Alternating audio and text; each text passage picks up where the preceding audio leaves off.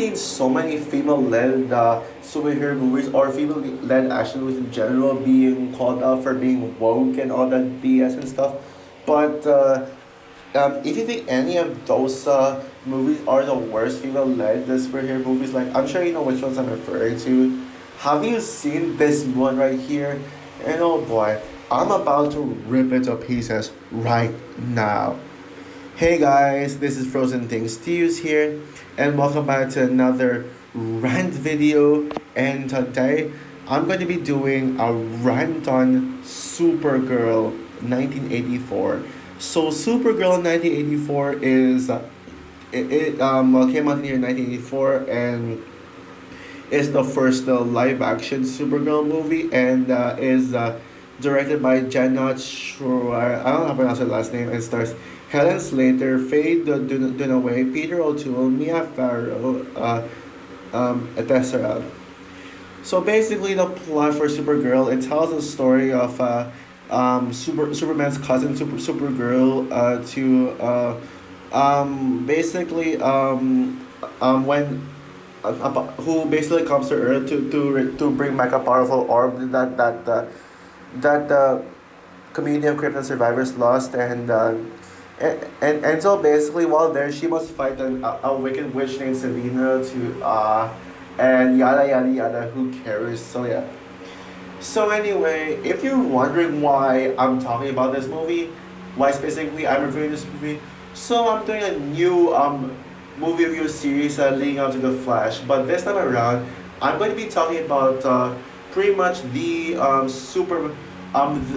reviewing movies and TV shows that features the heroes in the Flash movie. I was originally going to be reviewing the DCU movies leading up to the Flash, but I thought, maybe I'll just talk about the ones with less or I'll do like something where I can talk about less, and plus I'm gonna save that for Aquaman Lost Kingdom as the true final DCU movie, where I'm going to review films like Batman vs Superman: Dawn of Justice, Suicide Squad 2016, Wonder Woman, Justice League 2017. I might do a review on Justice and that and the Snyder Cut at the same time, but I'll think about it, or I'll review it separately. The first Aquaman movie. I'm actually gonna put Aquaman last, before right before Aquaman Lost Kingdom, since it's a sequel. Shazam 1 already reviewed.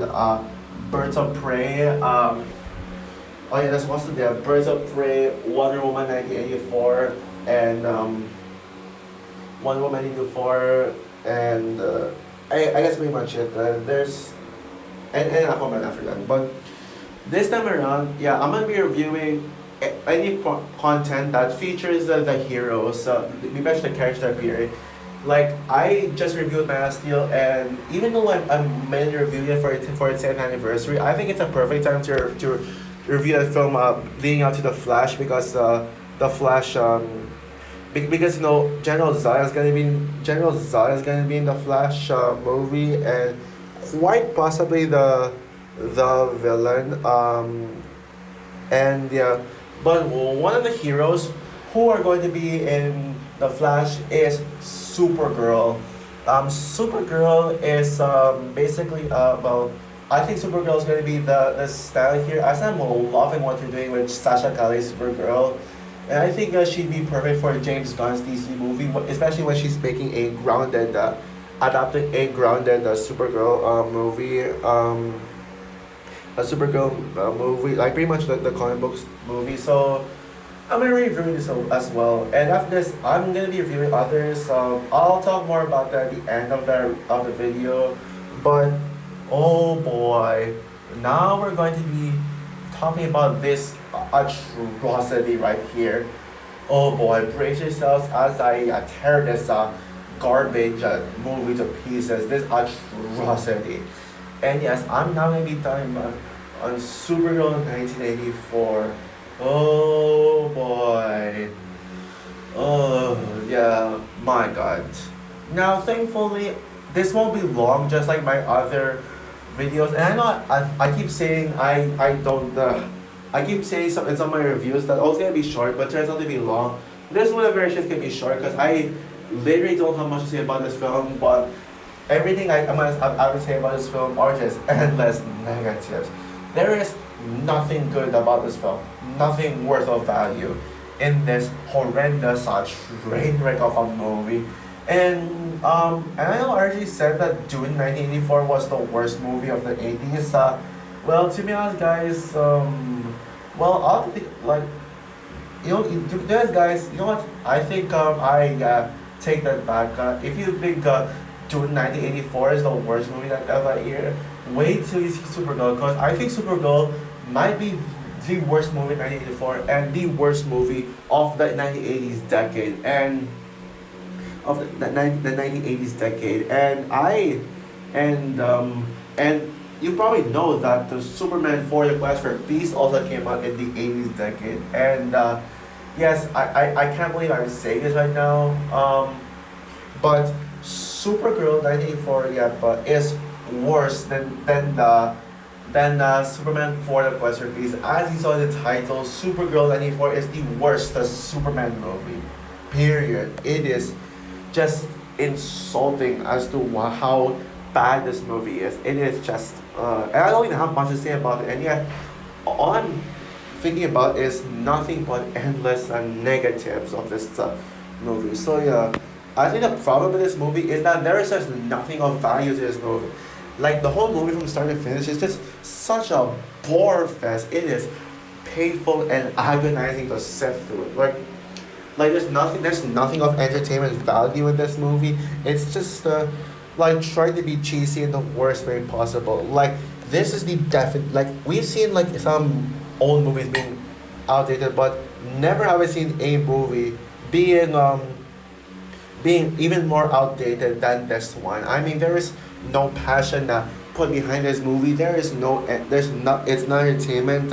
There is there is no imagination in the story, and it is, and it's not even clear. Like there's no explanation to anything that's happening, or nothing. And like this movie just either doesn't make sense or it's just plain ridiculous. She's like, even the moment that Supergirl goes to school. No, she pretty much first discovers her power. She pretty much goes to lands on Earth, and then we see her like fly in such a ridiculous way possible. And she wants to go to earthly school just a second after she arrived. I mean, yeah, I mean she's a high schooler.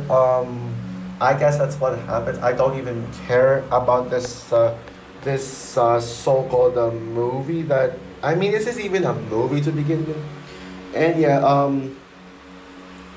and yes, just so much and she does so much ridiculous things, like things that are not even beyond her control. It's just so ridiculous. And oh my god, Helen Slater as a Supergirl.